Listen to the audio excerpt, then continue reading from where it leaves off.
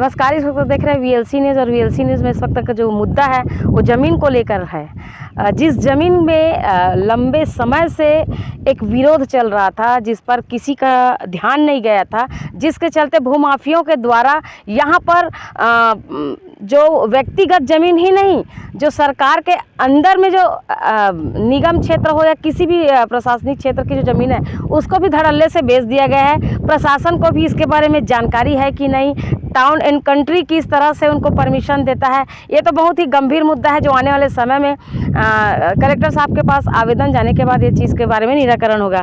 आइए जानते हैं इस वक्त की जो ज़मीन से संबंधित जो समस्या आई है वो क्या है समस्या और किन कारण से ये समस्या उत्पन्न हुई। जी, अपना परिचय बताएंगे।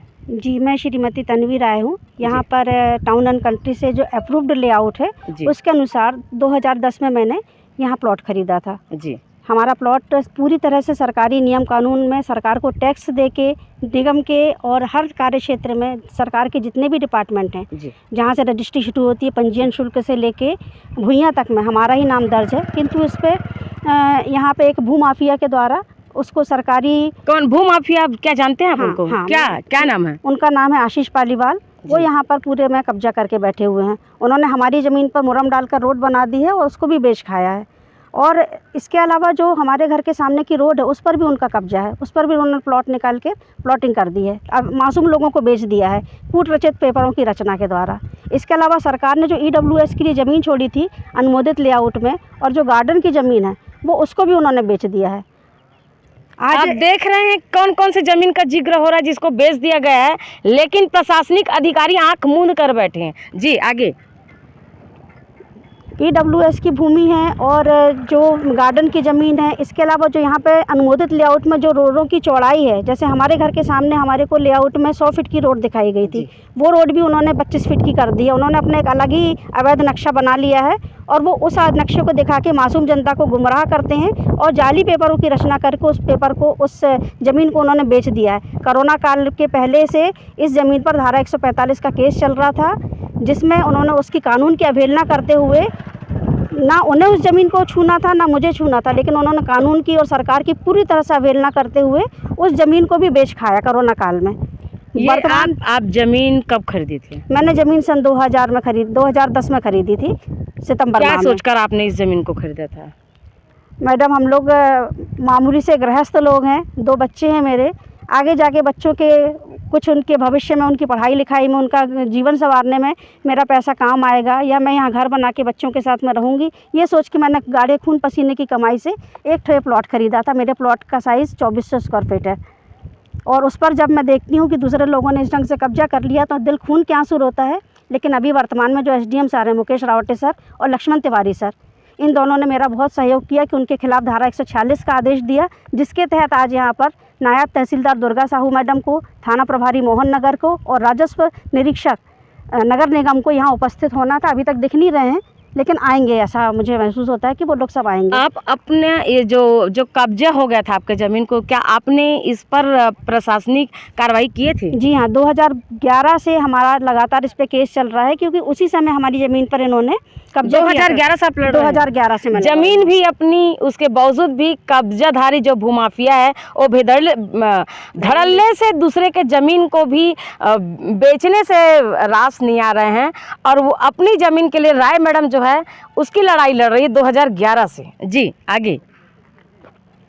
आप रो रहे हैं, आप रोइए मत।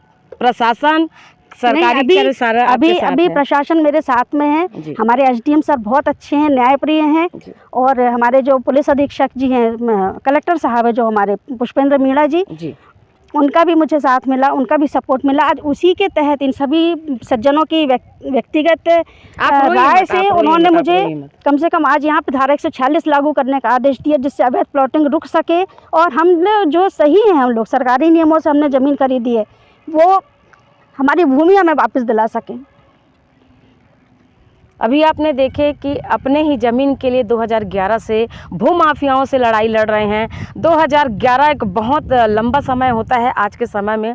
अपनी ही ज़मीन को अपने पास वापस लाने के लिए 2011 से न्याय की गुहार लगाते हुए लगातार ये प्रशासनिक कार्यालयों में चक्कर लगा रही थी। लेकिन अभी वर्तमान में दुर्ग कलेक्टर जो मीणा जी का सहयोग और जैसा कि एसडीएम सर का मुकेश रावटे सर के माध्यम से आज और लक्ष्मण तिवारी के आने से आज इनको एक न्याय मिलते हुए नज़र आ रहा है। इस वक्त जो राय मैडम है अपने प्लाट पे खड़ी हुई है। एक उम्मीद है कि अब इनको न्याय मिल जाएगा। क्या इस तरह के भूमाफियाओं पर क्या प्रशासन शिकंजा कसेगा, या अभी आपने सुने राय मैडम ने बताया कि सरकारी जो ज़मीन है उनको तक दलाल नहीं छोड़ रहे हैं। दलालों की परिभाषा समय समय पर मीडिया के माध्यम से आम जन तक पहुंचाया मतलब आता ही गया है। प्रशासन भी बेखौफ इस तरफ आंख बंद करके बैठ गई, जिसके चलते बेखौफ होके जो ज़मीन दलाल है वो अपनी रोजी रोटी चला रहे हैं और अपने जीवन को आलीशान कर रहे हैं। और राय जैसे मैडम जिसने अपने ज़मीन को अपने मेहनत की कमाई से खरीद कर एक ज़मीन खरीदे हैं, ऐसे जनता को गुमराह करके रुला करके वो बहुत ही सामान्य नहीं असाधारण ज़िंदगी जी रहे हैं। क्या आज के बाद राय मैडम जो अपनी ज़मीन पे खड़ी है क्या पूर्ण तरह से अपनी ज़मीन की मालिक बन सकती है, जो कि वास्तविक में है? किस तरह से सरकार के हर रिकॉर्ड में होने के बावजूद भी, और जिस तरह से नक्शा के साथ दलालों ने छेड़खानी किया है, क्या उन पर प्रशासनिक शिकंजा कसा जाएगा? ये सोचने वाली बात है। हर खबर के लिए बने रहिए VLC के साथ। तब तक के लिए नमस्कार।